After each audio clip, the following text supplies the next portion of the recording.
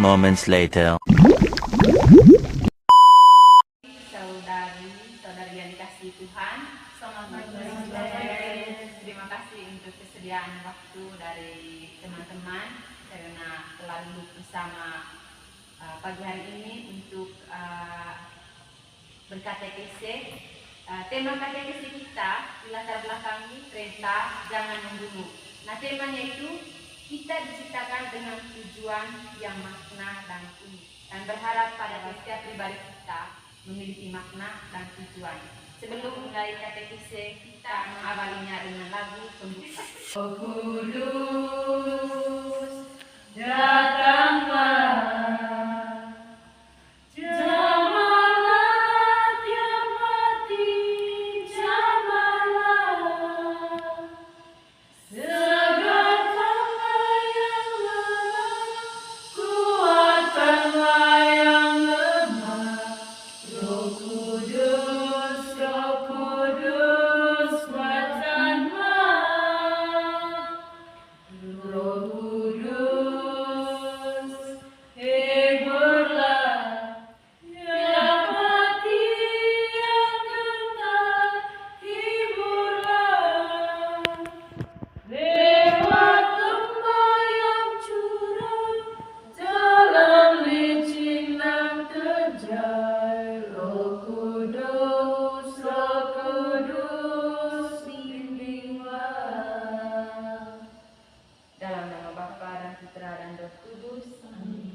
Semoga Tuhan beserta kita sekarang dan selama-lamanya. Marilah kita berdoa.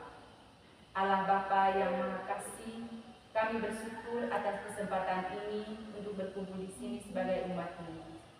Kami bersyukur pula karena Engkau telah menciptakan kami dengan tujuan dan makna yang unik. Engkau mengenal setiap pribadi kami dan Engkau menanamkan dalam hati kami panggilan yang istimewa. Pada kesempatan katekese ini kami mohon terang Roh Kudus-Mu agar kami semakin memahami rencana-Mu yang penuh damai sejahtera seperti yang Engkau firmankan melalui Nabi Yeremia. Bimbinglah kami agar tidak hanya mendengarkan firman-Mu, tetapi juga menghayatinya dalam hidup sehari-hari. Semoga pertemuan ini meneguhkan iman kami, menumbuhkan harapan dan menguatkan kami untuk menjadi saksi kasih-Mu di tengah dunia. Demi Kristus Tuhan dan pengantara kami. Amin. Teman-teman, tak dengar cerita yang bertema Aku Nggak Pernah Merasa Cukup.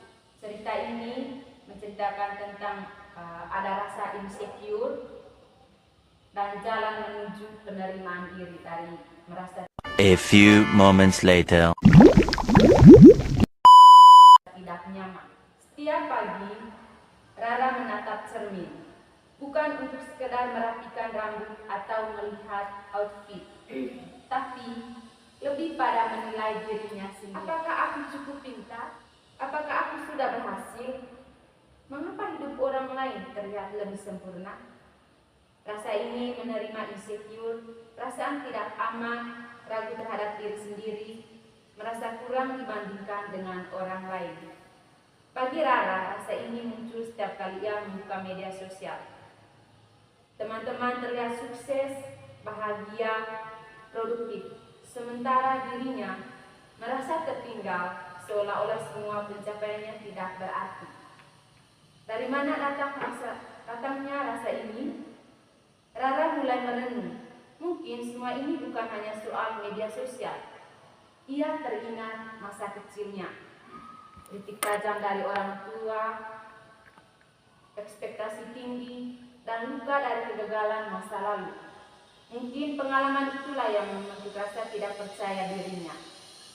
Ia juga menyadari betapa perfeksionisnya ia selama ini. Setiap kesalahan kecil menjadi alasan untuk menyalahkan diri sendiri. Ia juga sering merasa kesepian dan tanpa sadar membandingkan kehidupan dengan standar yang ia ciptakan sendiri. Kira-kira apa dampaknya jika dibiarkan? Hari-hari Rara mulai terasa berat. Ia mulai kehilangan semangat, menarik diri dari pergaulan, dan berusaha tampil sempurna di depan orang lain hanya untuk menutup ketidaknyamanan batinnya. Kadang ia merasa seperti memakai topeng yang terus-menerus melelahkan, padahal rasa insecure yang dibiarkan bisa berdampak serius, depresi, kecemasan, bahkan gangguan makan. Dalam beberapa kasus, orang bisa menjadi sangat defensif, bahkan narsistik. Sebagai cara menutup rasa tidak amannya, Rara belajar melepaskan. Perlahan, perjalanan Rara tidak instan, tapi ada titik baliknya. Saat ia membaca kutipan ini, kita enggak perlu sempurna untuk dapat bahagia. Nah, kata-kata ini memampangnya lembut dan dia mulai belajar. Dia berhenti membandingkan diri. Dia mulai membatasi waktu di media sosial dan lebih fokus pada kehidupannya sendiri. Bersyukur dan menghargai diri sendiri sekecil apapun langkah yang dia capai. Mengelilingi diri dengan orang-orang yang suportif, yang tidak menuntut kesempurnaan, tapi menerima dirinya apa adanya, menerima kesempurnaannya sebagai bagian dari hidup. Nah, setiap malam kini ia menutup hari dengan satu kalimat sederhana: aku cukup. Hari ini aku cukup. Dan perlahan suara kritis dalam kepalanya mulai mengecil. Akhir cerita, Rara sedang baik-baik saja. Dia mengatasi rasa insecure bukan perjalanan semalam. Tapi seperti Rara, kita semua bisa mulai dengan satu langkah kecil, menerima diri kita dengan segala kelebihan dan kekurangan. Di sini sekarang mari kita lihat bersama pendalaman cerita ini dari beberapa pertanyaan. Yang pertama, menurut teman-teman, kira-kira mengapa Rara tidak pernah merasa cukup?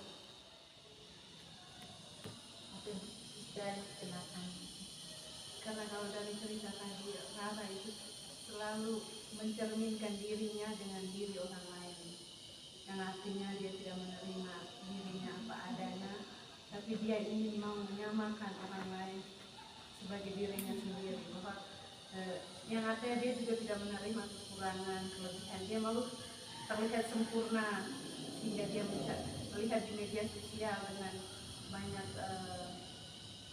banyak tawaran-tawaran untuk cantik diri atau memoles. Terima kasih jawaban dari Dr. Tisa. Mungkin ada yang pertanyaan berikut, kira-kira apa titik balik atau hal apa yang mengubah cara pandang Rara sehingga dia mengubah dari merasa insecure ke hal menjadi secure atau menerima dirinya? Dari saya, Oke, silakan. kalau dari saya di sini, padahal kalau dengan tidak mengikuti standar orang lain atau tidak kita yang mengikuti standar diri sendiri, pasti begini kita merasa tertarik di mata orang lain. Tanpa begini kita, misalnya saya melihat, misalnya teman kita merasa cantik, kulit putih apa segala macam, di situ saya kan rasa insecure-nya saya terlalu tinggi. Di sini berubah pikiran saya, pokoknya saya harus seperti Mita, saya harus cantik, putih, berambut panjang. Di sini nih bukan malah menjadi kesenangan, tetapi menjadi penderitaan, sehingga di sini Rara atau Raka ini mulai menarik diri dari pergumulan insecure itu dan mengubahnya dengan baik. Maksudnya itu pikirannya itu menjadi baik, dari pikirannya negatif menjadi pikirannya positif. Terima kasih dari Pak Putri. Poin intinya tadi tidak membandingkan diri sendiri dengan orang lain dan selalu berpikir positif. Oke, yang terakhir, kira-kira apakah kita pernah memiliki pengalaman seperti Rara? Kalau di sini pengalaman pribadi saya pernah seperti Raka. Contohnya ketika saya melihat orang yang berambut panjang, saya kan merasa insecure sekali gitu. Soalnya rambut saya kan pendek terus gitu. Kalau misalnya saya lihat orangnya rambut panjang, pasti saya dalam hatinya, saya mau seperti dia, saya punya rambut mau seperti dia. Misalnya terus saya melihat orang yang pintar, yang cantik, beretika tinggi, pasti begini dalam diri saya juga, saya mau seperti dia. Tadi dari teman Putri, di mana dia merasa insecure saat teman lain memiliki rambut panjang dibandingkan dengan dirinya sendiri selalu rambut pendek. Nah, di sini berapa hal untuk menerima kekurangan pribadi kita. Yang pertama itu sadari kelebihan dan kekurangan seperti yang Suster dan teman Putri sharingkan tadi. Yang kedua, berhenti membandingkan diri dengan orang lain. Yang berikut, berbicara atau berdamai dengan diri sendiri. Dan yang terakhir itu, kita juga perlu merayakan hal kecil, sekecil apapun itu kita tulis dalam diary atau mengapresiasi kepada diri kita sendiri. Nah, satu hal penting dari cerita Rara tadi, di mana ia disentuh oleh satu kalimat yang memberikan sikap positif sehingga dia bisa menerima dirinya. Tahap berikut kita akan mendengarkan sabda Tuhan. Sekarang mari kita mendengarkan sabdanya yang diambil dari kitab Yeremia 49 ayat 11 sampai 14.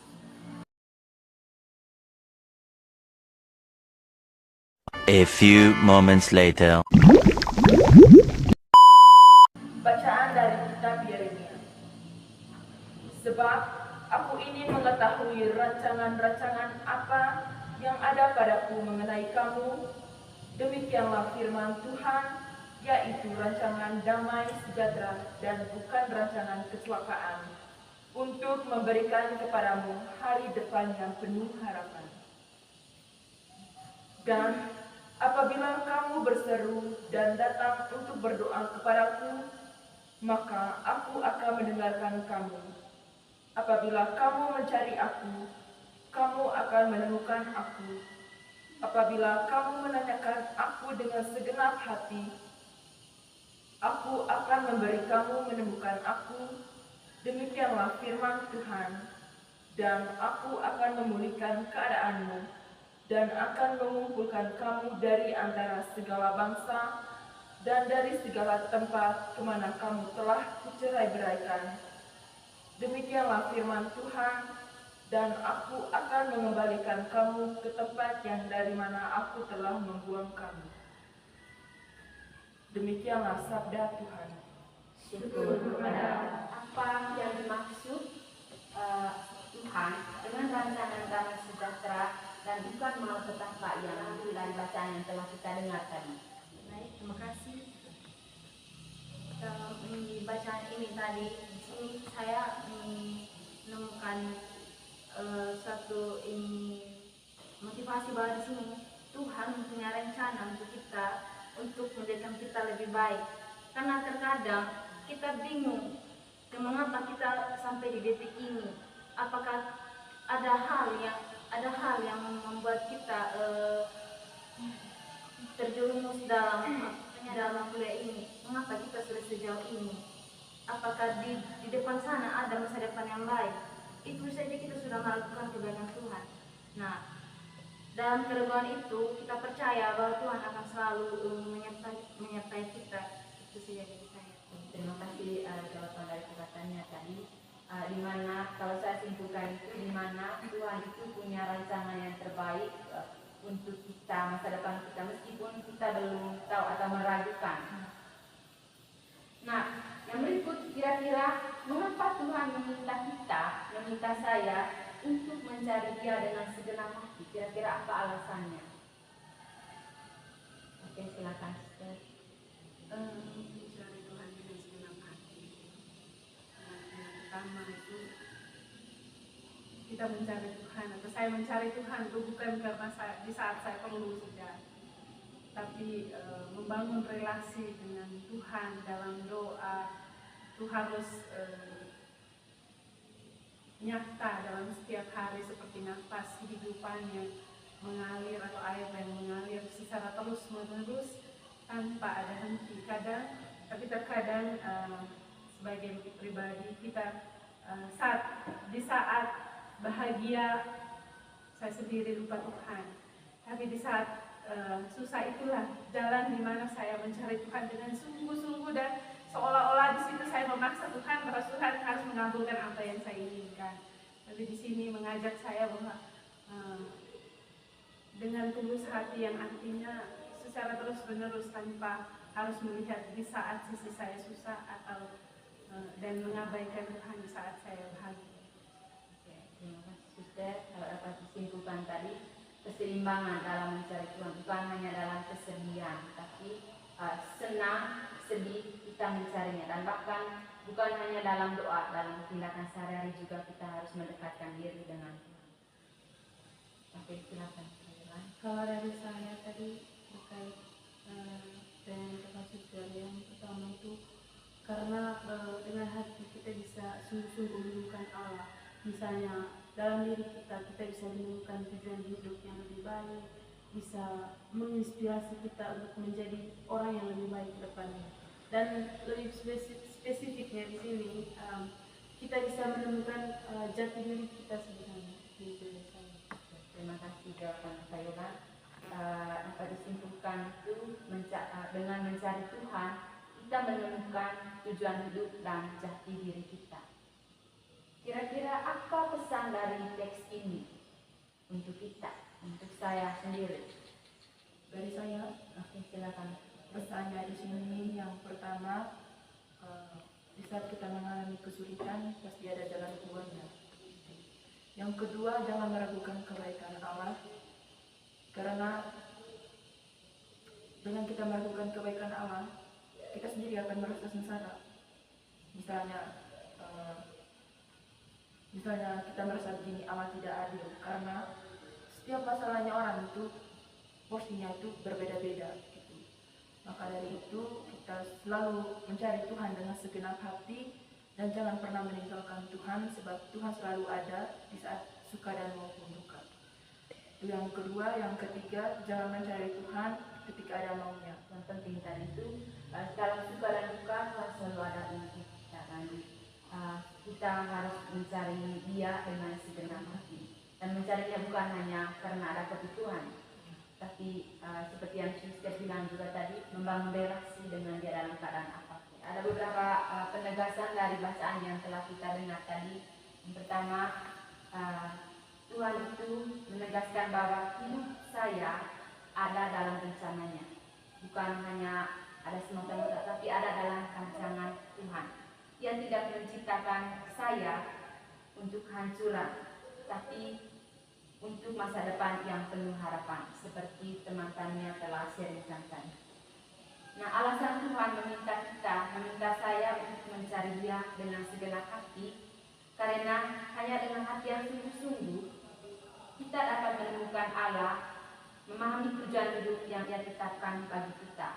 Kita telah dengar bersama sharing dari Kakak Yolan tadi, mencari Tuhan dengan segenap hati itu akan menemukan tujuan hidup dan jati diri kita. Apa tawaran konkret dari katekese hari ini, dari cerita tadi dan bacaan yang telah kita dengar? Satu atau dua tawaran konkret Dari saya, dari Kapul? tawarannya di sini berkaitan dengan cerita tadi yang sangat menarik sekali. Di sini tawarannya di sini, gunakanlah kita punya talenta atau bakat itu dengan baik. Jangan merusak kita punya bakat atau talenta, karena bakat dan talenta itu anugerah dari Tuhan. Yang kedua,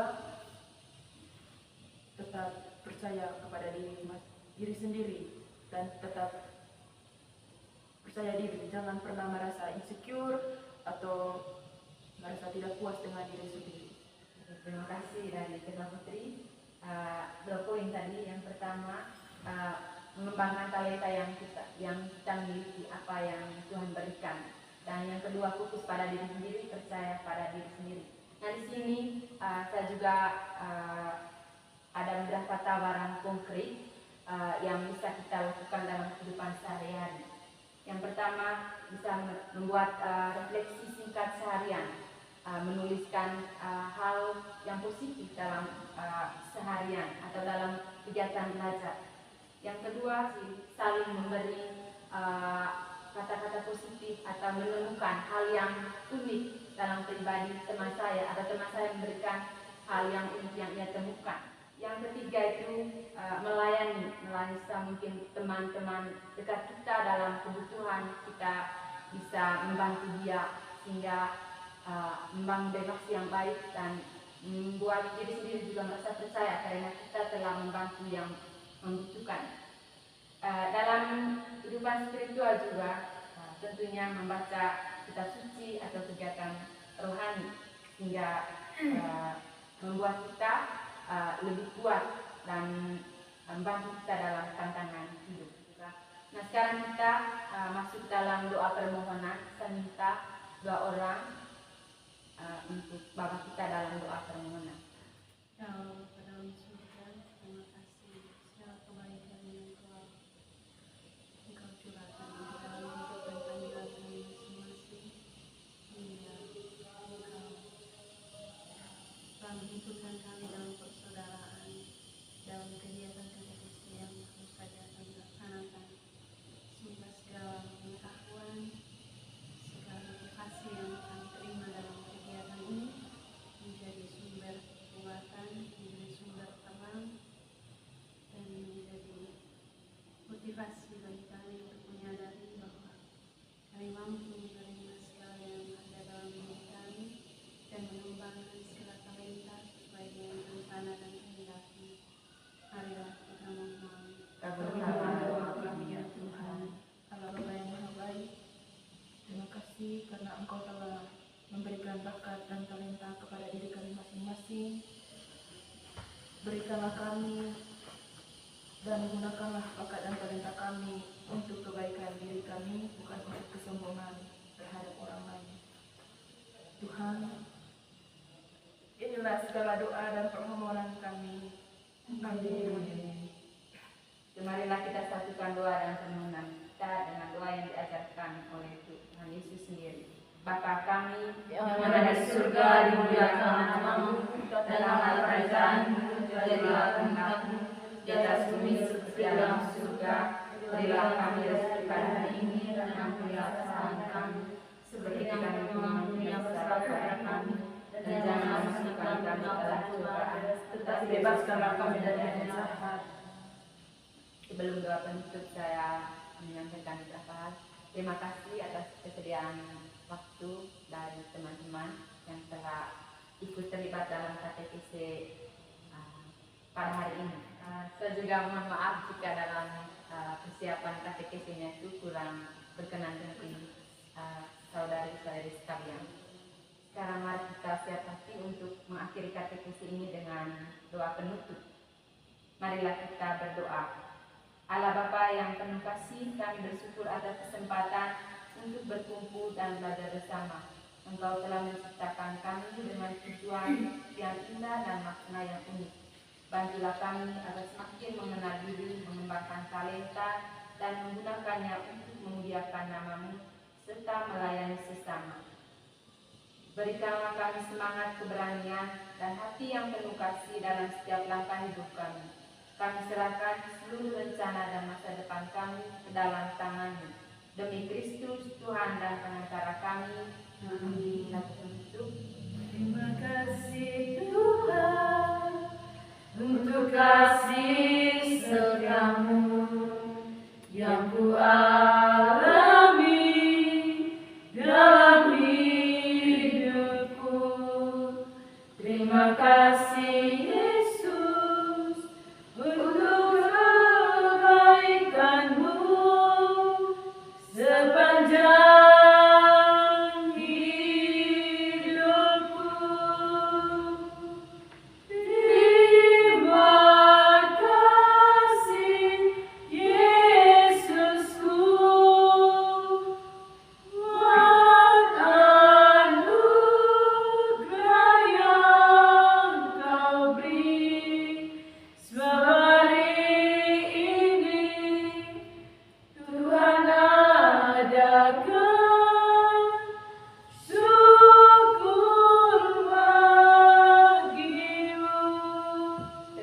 Tuhan kita Yesus Kristus sampai selama-lamanya. dan Bapa dan